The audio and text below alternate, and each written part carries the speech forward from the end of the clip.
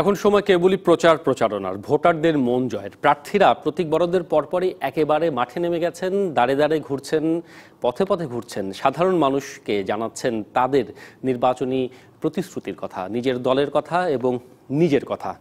আমরা ধারাবাহিকভাবেই মানচিত্রে আলোচনা করে আসছি এই নির্বাচন কেন্দ্রিক বিভিন্ন বিষয় নিয়ে। ভোট উৎসবে এখন বাংলাদেশ, এই শিরোনাম নিয়ে আজকে আমরা আলোচনা করব। আমাদের সাথে আমাদের বিভিন্ন জেলা এবং বিভাগীয় প্রতিনিধিরা যুক্ত হবেন, তাদের মাধ্যমে জেনে নেব সেখানকার প্রার্থীদের প্রচার প্রচারণার সবশেষ তথ্য। বরিশাল থেকে শুরু থেকে আমাদের সাথে যুক্ত হচ্ছেন অপূর্ব।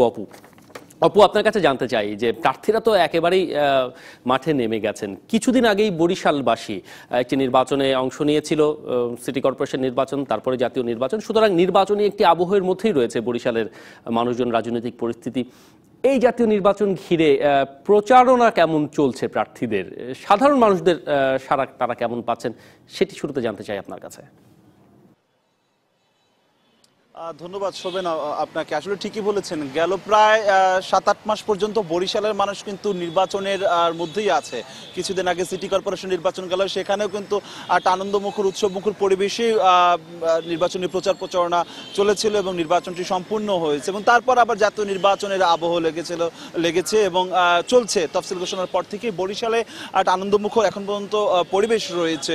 এবং আমাদের কাছে এখন পর্যন্ত বরিশালে অন্তত কোনো ধরনের বড় ধরনের কোনো সহিংসতা কিংবা নির্বাচনকে ঘিরে যে হানাহানি ঘটে সে ধরনের কোনো সংবাদ নেই। এবং যেদিনকে থেকে প্রতীক পেয়েছে তার দিন থেকে তো একেবারে ডামাডোল বেজে গেছে নির্বাচনী প্রচার প্রচারণার ক্ষেত্রে। এবং দেখেছি সকাল থেকে রাত অবধি পর্যন্ত প্রার্থীরা দাঁড়ে দাঁড়ে ঘুরছেন, প্রার্থীদের ভোটারদের কাছে ভোট প্রার্থনা করছেন। এবং আপনি জানেন যে বরিশাল সদর আসনে, আমি এই মুহূর্তে আছি বরিশাল সদর 5 আসনে, এখানে প্রায় 4 লাখের মতন ভোটার রয়েছে এবং 6 জন প্রার্থী রয়েছেন, প্রতিদ্বন্দ্বিতা করছেন।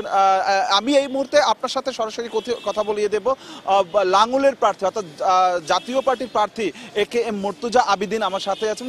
এই সদরেই কিছুক্ষণ আগে তিনি তার কর্মী সমর্থকদের নিয়ে ভোট চাইছেন। মুর্তজা ভাই, আপনাকে ডিবিসির মানচিত্র অনুষ্ঠানে স্বাগত জানাচ্ছি। দেখেছি যে আপনি বিভিন্ন এলাকায় ঘুরে ঘুরে ভোট প্রার্থনা করছেন, তো কি প্রতিশ্রুতি দিচ্ছেন, সারা কেমন পড়ছে? ধন্যবাদ আপনাকে।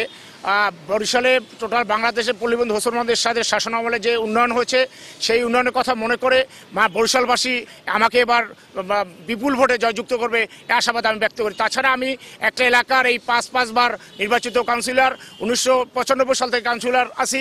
এই কারণে একটা এলাকা সম্পূর্ণ এলাকার মানুষ ধর্মমত নির্বিশেষে আমাকে ভোট দেবে এবং বরিশালবাসীকে আমাকে ভোট দিয়ে এরশাদের উন্নয়নকে অব্যাহত রাখবে। মহাজোট তো এবার ঐক্যভাবেই তো নির্বাচন করছে, সেক্ষেত্রে এখানে আওয়ামী লীগের প্রার্থীও আছে, নৌকা নিয়ে নির্বাচন করছেন অবসরপ্রাপ্ত কর্নেল জাহিদ ফারুক শামীম। আপনার কি ভোটে ভাগাভাগি হবে না, কিংবা ভোটারদের মাঝে সারা পড়ছে কিভাবে? এটা আমাদের কেন্দ্র থেকে নির্দেশ দিয়েছে, যেখানে আমাদেরকে উন্মুক্ত করে দিয়েছেন। মাত্র 26টি আসন দিয়েছে, ওই 26টি আসনে জোটে নির্বাচন আর অন্যগুলো সব উন্মুক্ত। আমি সেই উন্মুক্তের মধ্যে পড়েছি। এই জন্য কর্নেল জাহিদ ফারুকের সাথে এবং আমার সাথে কোনো দ্বন্দ্ব নেই, কোনো কিছু নেই। তার ভোট সে, তাকে যে ভোট দেবে সে পাবে, আমাকে যে ভোট দেবে আমি পাবো। এইভাবে আমরা নির্বাচন চালিয়ে যাচ্ছি।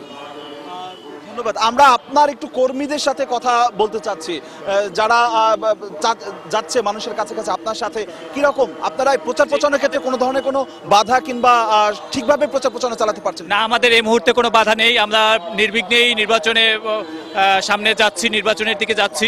আমরা আশা করি যেভাবে হোসেন মোহাম্মদ এরশাদ বরিশালে উন্নয়ন করেছে, একটি মঞ্চে দাঁড়িয়ে 2টি কলেজকে সরকারিকরণ করেছে, যে বরিশাল কলেজ এবং হাতেম আলী কলেজ, এই ধরনের উন্নয়ন মানুষ যদি মনে রাখে তাহলে আমাদের নির্বিঘ্নে ভোট দেবে ইনশাল্লাহ। আমরা বিপুল ভোটে জয়লাভ করব, এটা আমাদের প্রত্যাশা।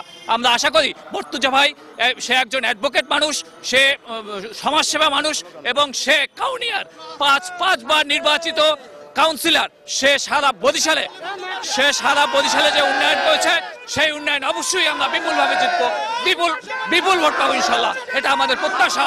আপনারা খেয়াল রাখবেন, আমরা যদি আমাদের আমরা যদি আমাদের আসলে এখানে যে যার মতন করে বিএনপির যে প্রার্থী রয়েছে তারা বলছে যে তাদের আমলেই সব থেকে বেশি উন্নয়ন হয়েছে বরিশালে, এবং আওয়ামী লীগের প্রার্থী তারা বলছে গেল 10 বছরে যে উন্নয়নের ধারাবাহিকতা, সেই ধারাবাহিকতায় নৌকা মার্কায় যেন ভোট দেয়। অন্যদিকে জাতীয় পার্টির প্রার্থী তারাও বলছে যে তারাও উন্নয়ন করেছে। সবকিছু মিলে সবাই মানে নির্বাচনের মাঠে যেটি খুব স্বাভাবিক অপূর্ব অপু, সকলেই তার নিজের কৃতিত্বের দাবিদার এবং সেটি তুলে ধরার চেষ্টা করে ভোট চাচ্ছেন। এবং বুঝতে পারছি বরিশালে এখন পর্যন্ত নির্বাচনী যে আমেজ, এমন একটি সুন্দর আমেজ এটি বহাল থাকুক সেই আশা করছি। অপূর্ব অপু, আপনাকে ধন্যবাদ, এবং গোলাম মুর্তজা যিনি যোগ দিয়েছিলেন তাকেও। আমরা চলে যেতে চাই, আমাদের আরেকজন সহকর্মী নরসিংদী থেকে যোগ দিচ্ছেন তোফায়েল আহমেদ স্বপন। তোফায়েল আহমেদ স্বপন, আপনার কাছে জানতে চাই যে নরসিংদীতে এই নির্বাচনের আবহটা কেমন, প্রচারণা কেমন চলছে, প্রার্থীরা কি বলে ভোট চাইছেন সাধারণ মানুষের কাছে, সেটি জানবো। শোভন, আপনি যেমনটা জানাচ্ছিলেন যে নির্বাচনে প্রতীক বরাদ্দের পর থেকেই কিন্তু নরসিংদীর 5টি সংসদীয় আসনে বিভিন্ন প্রার্থীরা তাদের প্রতীক নিয়ে প্রচার প্রচারণায় লিপ্ত হচ্ছেন, প্রচার প্রচারণা চালিয়ে যাচ্ছেন। তো নরসিংদীর 5টি আসন, আমি এখন দাঁড়িয়ে আছি নরসিংদীর মনোহরদী বেলাবা আসনের মনোহরদীতে। এই মুহূর্তে আমাদের সাথে যুক্ত হচ্ছেন মনোহরদী আসনের সংসদ সদস্য জনাব অ্যাডভোকেট নুরুল মজিদ মাহমুদ হুমায়ুন। আমরা এখন তার সাথে কথা বলবো। আপনি তো এই মনোনয়নের প্রচার প্রচারণা করছেন, নির্বাচন প্রচার প্রচারণা করছেন, কি অবস্থা এখনো পর্যন্ত? সারা বাংলাদেশে যেমন নৌকার জোয়ার, মনোহরদী বেলাবো তার চেয়ে এগিয়ে আছে। এখানকার লোক অত্যন্ত উজ্জীবিত। যে আমাদের মেয়েরা তারা, আমরা প্রতিদিনই মিটিং করে যাচ্ছি, গণসংযোগ করে যাচ্ছি। প্রত্যেকটা যারা এখানে দেখেন, আমাদের প্রত্যেকটা মিটিং এ হাজার হাজার লোক হচ্ছে। এখন আমি যাব যে আপনারা আমার সময় নষ্ট করতেছেন, ইন্টারভিউ সময় তো আমার নাই, করেছে। এখানে একটা সন্ত্রাসী ছিল, সাবেক সংসদ সদস্য, তাকে এখানে বেড়াপিটা মানুষ তার বিরুদ্ধে গণপ্রতিরোধ করছে। সেখানে তারা বাঁচছে, তাদের আছে বিভিন্ন ভাবে। তারা এখান থেকে একটাই তাদের যে সন্ত্রাস ঠেকাও, যেটা মাননীয় প্রধানমন্ত্রী যে আজকে উন্নয়নের বাংলাদেশ, শান্তির বাংলাদেশ মনোহরদী বেলাবতে, সেটা চলছে, চলমান। আমরা উজ্জীবিত, আমাদের সকল নেতা নেত্রীরা কাজ করছেন প্রত্যেকটি ইউনিয়নে, প্রত্যেকটি ওয়ার্ডে। সেখানে গণজোয়ার, ইনশাল্লাহ আমরা এই বিজয়ের মাসে আরেকটি বিজয় দিয়ে আমাদের বড়নেত্রী শেখ হাসিনার আজকে যে অঙ্গীকার, যেটা জাতির কাছে, সেটাকে আমরা কন্টিনিউ করবো, এটাই আমাদের কথা। নিশ্চয়ই এই আসনে একাধিক মনোনয়ন প্রত্যাশী ছিলেন, তারা মনোনয়ন পেয়ে, তারা কি আপনার নির্বাচন বাধা হবে কিনা? নৌকায় কোনো প্রত্যাশী থাকতে পারে বড় দল, সেখানে আমাদের ছোট ভাইরা প্রত্যেকে নেমেছে। আমি দীর্ঘদিনের নেতা, আপনার জানেন, আমি তাদেরও অভিভাবক এবং বাংলাদেশ আওয়ামী লীগের নেতা। এই যে তারা আমার নেতৃত্বে, আমার ছোট ভাই সে ঢাকা ক্লাবের প্রেসিডেন্ট খায়রুল মজিদ হুমায়ুন সহ আমাদের ভাইরা আছে, পরিবার আছে, আওয়ামী পরিবার, কিন্তু আমরা কোনো ভাড়াটিয়া বাহিনী নিয়ে চলি না, এবং 50 বছর এখানে আমাদের রাজনীতি করব। আগামী 30শে ডিসেম্বর নির্বাচনে আপনি জয়ের ব্যাপারে কতটা প্রত্যাশী? 110% নয়, ইনশাল্লাহ। যেটা সবচেয়ে বেশি ভোটে সারা নরসিংদী জেলায় আমরা বিগত দিনের মতো আমরা আরেকটি বিজয় দেব। এর আগে বিএনপি 68,000 ভোটে জয় আমার সাথে পরাজিত হয়েছে, এবার 50,000 ভোট পাবে সে, যে কোনো একর আছে, তার চেয়ে বেশি একটা ভোটও দেবে না, কারণ 1 লাখ ভোট বেশি পেয়ে আমরা ইনশাল্লাহ করবো। আমাদের এখানে সন্ত্রাসের কোনো কর্তব্য, সন্ত্রাসের কোনো জায়গা নাই, কারণ এখানে যিনি সাংসদ তার বিরুদ্ধে গণপ্রতিরোধ চলছে। সে যেখানেই যাচ্ছে সেখানেই প্রত্যাখ্যিত হচ্ছে, তার গাড়ি বহরে হামলা হচ্ছে। এটা খুব বহিঃপ্রকাশ থেকে, এটা আওয়ামী লীগের না। ধন্যবাদ। আর বিএনপির যারা নেতৃবৃন্দ, যারা স্বাস্থ্য চেয়ারম্যান যারা আছেন, সাবেক আছে, তারা সবাই আমার সাথে যোগদান করেছে, তারা আমার সাথে আছে।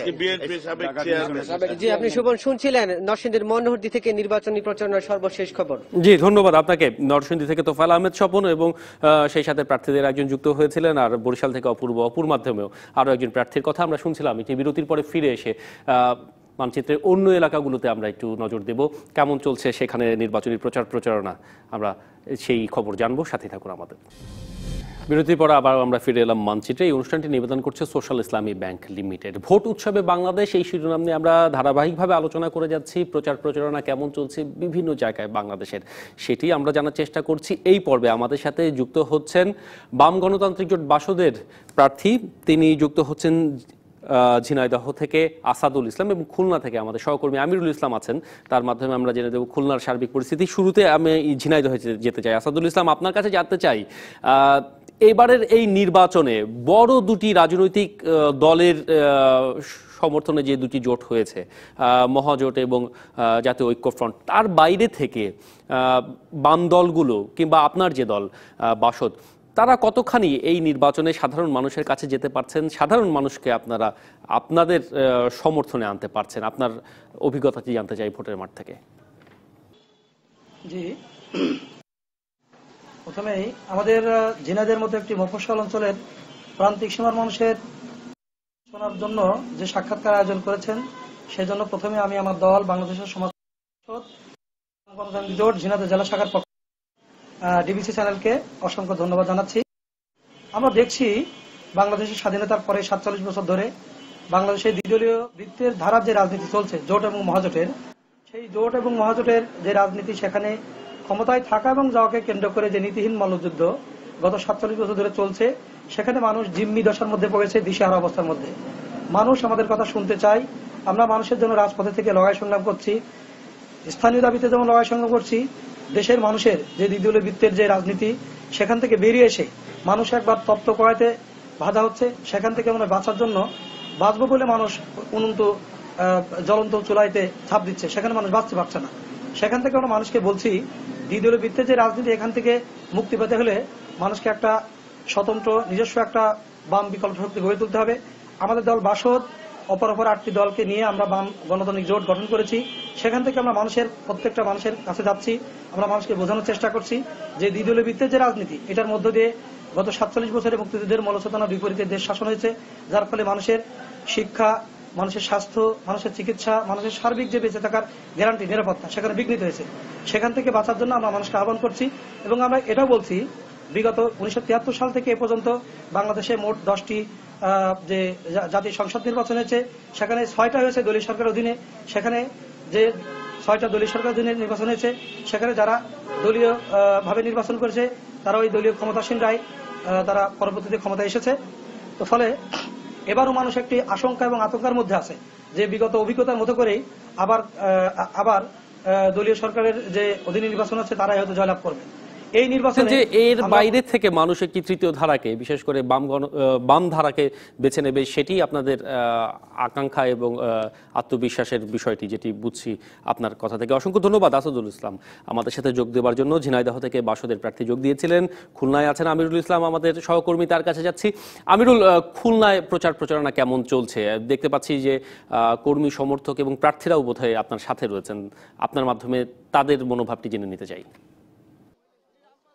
আপনি যেমনটি বলছিলেন, কিন্তু নির্বাচনের যে আমেজ, সেটা কিন্তু খুলনা শুরু হয়েছে এবং খুলনার যে 6টি আসন রয়েছে, এখানে কিন্তু 35 জন প্রার্থী রয়েছে। তারা কিন্তু সকাল থেকে জনসংযোগ শুরু করছেন এবং চলছে গভীর রাত পর্যন্ত। শুধুমাত্র যে প্রার্থী জনসংযোগ করছে এমনটি নয়, প্রার্থীর সমর্থক যারা আছেন তারাও নেমে পড়েছেন, এমনকি আত্মীয় স্বজন যারা আছে তারাও কিন্তু গণসংযোগে ব্যস্ত সময় পার করছেন। এবং আমি এখন আমার সঙ্গে রয়েছে খুলনা 2 আসনের যে বিএনপির যে মনোনীত প্রার্থী নজরুল ইসলাম মঞ্জু এবং 20 দলের প্রার্থী তিনি। তার কাছে আপনাকে জানতে চাই যে আসলে যে কেমন সাড়া মিলছে এবং নির্বাচনের পরিবেশটা কেমন মনে হচ্ছে আপনার কাছে? হ্যাঁ, ধন্যবাদ আপনাকে। আপনি জানেন জাতীয় ঐক্য ফ্রন্ট দেশে সুশাসনের দাবিতে গণতন্ত্র ফিরিয়ে আনা, ভোটারদের ভোটাধিকার ফিরিয়ে আনা এবং খালেদা জিয়ার মুক্তির দাবিকে সামনে নিয়ে যাত্রা শুরু করেছে এবং নির্বাচনে আমরা অংশ নিয়েছি। তফসিল ঘোষণার পরে আমরা কাজ শুরু করেছি এবং আজকে 4র্থ দিন আমরা প্রচার অভিযান করছি। আমরা ভোটারের কাছে যাচ্ছি, ভোটারদের ব্যাপক আগ্রহ, উদ্দীপনা, উৎসাহ ধানের শীষের প্রতি। এবং তারা এই শহর বিএনপির শহর, ধানের শীষ শহর, এই শহরে বিএনপি কখনোই হারে নাই এবং তারা বিএনপিকে নির্বাচিত করতে চায়। বিগত 7 মাস পূর্বে ভোট ডাকাতির মেয়র নির্বাচনের ক্ষত এখনো শুকায় নাই। ভোটাররা চায় সেটি ভুলে যাওয়ার জন্য এবারের নির্বাচনে ধানের শীষকে বিজয়ী করার জন্য তারা অপেক্ষা করছে। আমরা চাই যে সন্ত্রাস মুক্ত পরিবেশে এই নির্বাচন অনুষ্ঠিত হবে। গত কয়েকদিনে সারা বাংলাদেশে যে সহিংসতা শুরু করেছে সরকারি দল, তাতে ভোটারদের মধ্যে উদ্বেগের সৃষ্টি হয়েছে, উৎকণ্ঠা সৃষ্টি হয়েছে যে ভোট শেষ পর্যন্ত অবাধ, সুষ্ঠু, গ্রহণযোগ্য হবে কিনা এবং নিরাপদে মানুষ ভোট কেন্দ্রে যেতে পারবে কিনা। নির্বাচন কমিশনের প্রতি আমাদের আহ্বান, অবিলম্বে কঠিন এবং কঠোর ব্যবস্থা গ্রহণ করুন যেন আপনাদের আয়ত্তের বাইরে চলে না যায়।